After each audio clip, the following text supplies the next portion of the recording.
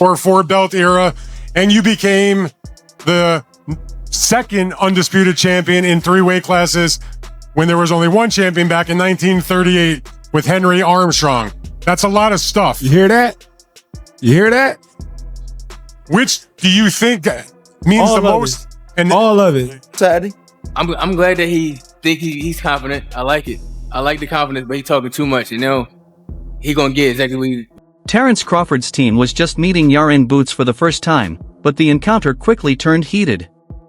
A seemingly quiet sit-down escalated into a verbal showdown that stunned the boxing world. Crawford didn't hold back, calling Boots an old guard afraid to pass the torch, and the cameras captured every intense moment. As soon as the interview ended, Twitter, podcasts, and fight sites went wild. Is this the next big boxing rivalry? Because, make no mistake, this isn't a friendly matchup. The sports king and the man chasing his crown are now heading toward a showdown. Let's break down what happened during that interview and how it sets the stage for an epic future fight. This wasn't just a typical media appearance. Crawford was talking legacy, talent, and what's next after his major win over Canelo Alvarez. it's too. But honestly, there could be the way where you put Crawford over Mayweather. Because of going up, you didn't see Mayweather go up from 147 to 168. That's crazy, bro. And not even. And honestly, I thought Crawford was gonna have more of a hard time because he had a hard time with Madronov. So imagine going up to it. I mean, that's crazy. I mean, but I don't want to take nothing away from Mayweather. Mayweather's the greatest of all time. But I think that was a really big risk that Crawford took, and then he ended up winning. You know what I mean? So you have to give credit to that too. I mean, that's a big risk. That'd be like me going up and fighting Usyk right now, heavyweight. I know that's been kind of hinted. I'm not thinking of that right now. I'm not thinking of that right now. No, but that's kind of like how that'd be. You know what I mean? So you have to, bro. That's a lot of. He has a lot of balls to do that. And not only to go do that to show the world. Jaron Boots sat confidently next to Crawford, young and undefeated, determined to prove he's not only the next in line but already on his way to claiming the throne. Tennis is in your weight class. Definitely. What do you think about him? Oh, he's very, very talented. He's unproven, but he's very talented. Yeah. The eye test tells it all. You know, he's got the it, but we haven't seen him against any elite fighter. We've never seen him tested. So until then, we just going to keep saying, Boots, Boots, Boots, until he meet that fighter that's going to test him. Is that a fight that you would be interested in? Nah, it just don't make sense right now in my career. Like I said, especially money-wise, don't nobody really know Boots, but right. I'm looking for bigger and better challenges like Canelo. You're just looking for the big ones. Yeah. The big fish. Yeah. Fish fry. That definitely. Them the guys I'm looking for. It's been months since Boots called out Crawford's name. He's not being disrespectful, but he's hungry for greatness. When two top fighters like this meet on camera, sparks are almost guaranteed. Crawford kept his composure, but Boots was clearly there to make a statement. What was going through Crawford's mind? The look on his face said it all. Don't be afraid. Focus. That old-school Omaha pride was evident. The mood shifted. This isn't just about age or youth. Crawford feels great and confident, and the fight feels imminent. He said world-class fighter. I guess he's trying to say if you're a world-class fighter. Sign a contract. Exactly, sign a contract. If he wanted to fight, he would have stayed at 47. He already said he wanted to move up and accomplish, be undisputed at 54 or something like that. So, yeah, he definitely did say that too. Yeah. We ain't worrying about, right now we ain't worrying about Crawford. We gonna clean 147 now, then we gonna move to 154. If he there and he got a belt, we coming after him. After defeating Israel Madimov, Errol Spence Jr., and Canelo Alvarez, who competed in higher weight classes, Crawford's record is nearly unbeatable. With 42 fights and no losses across 3 weight divisions, his legacy is cemented. Crawford is the first in history to remain undefeated in all 3 weight classes, a feat that cements his place among boxing's all-time greats. Everybody want to see. Yeah. I want to do it. Do you respect him as when he's I got a couple fights left, I'm at the end, I'm only trying to get mega fights, so... I understand it, but don't lie or kept to the net and make it seem like I had the opportunity to fight you and I didn't. I never did. You know what I'm saying? And then that one time that I did, we said, they called, and we said, we never heard nothing else big about it. So, Right. I mean, I respect it though. I mean, get your money. You can do your thing, but don't just. Things heated up further as Jaron Boots was being groomed as the next pound-for-pound king. At just 27, with a record of 34 wins, 20 by knockout, Boots is showing he's ready for the big stage.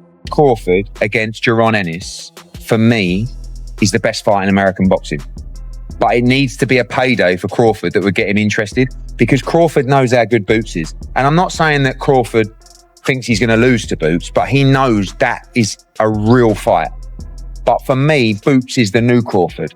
We've just got to go out and get the fights to show how. Eddie Hearn has spoken highly of Boots, claiming he's the best at 147 pounds and predicting he could be the pound-for-pound king by the end of 2026. Boots embodies a Philly-style aggression, quick, flashy, fearless. He's moved up from 147 to 150 pounds and is even eyeing middleweight. It's reminiscent of Crawford's own career, moving up step by step, following a similar path. I feel that Jaron Ennis against Terence Crawford is the fight. And that can be at 54, it can be at 60. You know, obviously we've got Lima to take care of first, but that for me is one of the great, crossover fights, because Boots is the changing of the guard guy. And Crawford's the guy that's been there and done it all and just proved, that he's still very much. The trash talk wasn't what made the face-off so compelling. It was the professionalism.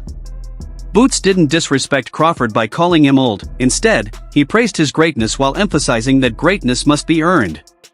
Boots said, "I'm going the same way you did," referencing Crawford's move up in weight to face Canelo. He's following Crawford's footsteps, trying to claim belts and move up to challenge the best. Stylistically, it's a dream matchup, according to boxing legend Danny Garcia. But Boots' hunger is a risk for Crawford, a young fighter eager to follow in his footsteps and take his place.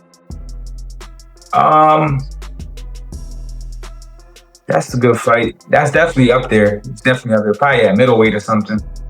That's like a vacant belt. That's definitely up there. That's definitely a big fight. Probably Shakur and Tank too, maybe. That's like right on the scene. But yeah, that's that. He might not be lying. That might be. When Crawford heard Boots' comments, his eyes lit up. He's been here before, see his victories over Canelo and Spence. As the footage paused, the boxing world erupted with debate. Some say Boots is the sport's new face, others believe he hasn't yet earned the right to stand in Crawford's shadow. Obviously, we're here in Philadelphia, Boots Ennis. Eddie, a couple other people, called Boots the natural successor to Terence Crawford, and obviously I know your relationship with him. Do you feel that high on Boots as well, or? Hell yeah, I think Boots is a hell of a fighter. I don't know about the natural sensation, whatever that is to Terence Crawford, I think Boots is his own fighter, Terence is his own fighter, but I think they both hell of a fighters. I've been around Boots for years, and he's the truth. And last one for me, I'll let you go. Obviously, everyone's talking about a potential fight, you and Teofimo. Is there any updates to that? I mean, is that something that you are looking towards? Yeah, that's the fight I want. So, ain't no updates. I don't speak business until the deal is done, so. Eddie Hearn is high on Boots, predicting that after wins over Crawford, Usyk, and Inoue, Boots will be the pound-for-pound king by the end of 2026. His raw ability, speed, and finishing power make the prediction plausible. Hearn believes Boots is destined for greatness. And I don't mean it disrespectfully when I say they just don't beat Jaron Ennis. In fact, that style is absolutely tailor-made for Boots. Just to make it clear on Virgil Ortiz. We sat in a room, me, Oscar De La Hoya, Eric Gomez, and the top DAZN execs in America. We talked about how a deal would work with those two fighters, and we agreed on a deal. We went away, we signed a new deal with Boots.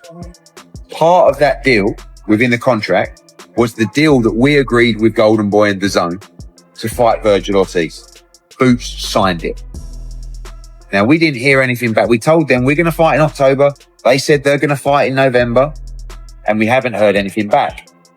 On Tuesday, Eric Gomez called me and he said, look, I just wanted to let you know we're fighting Lubin. After that, we want to get the Boots fight made. I said, well, we're in. So I take their word for it, and I truly believe Oscar De La Hoya wants to make great fights. But that fight is done on our side, on all the terms that we agreed with Golden Boy. That fight for me, although it doesn't carry an official world championship, which is what we want at 54, is one of the best fights in. Meanwhile, Crawford's team remains unimpressed. Brian McIntyre, Crawford's main manager, has stated that Crawford won't drop to 150 pounds for anyone. They're ready to fight but want the opponent to show up and meet their terms. Crawford isn't lowering himself easily. He don't bring nothing to the table. He got our leftovers. Why would Bud want to go backwards? I want to go backwards. Bud looking for bigger and better fights. So where he can etch his name in the concrete forever. I don't know, cause I really don't look at none of the welterweights since we did. Do you feel like he should just sell off into the sunset after this monumental? Well, win? You know what? They made it look so easy. You know what I'm saying? 2-3 more in him. You know what I'm saying? Frank will try harder. You know what I'm saying? You think a move to 160 would make sense? I mean, if you want to do it, you know, it'd be a challenge if you want to challenge yourself. Yeah, I don't mind.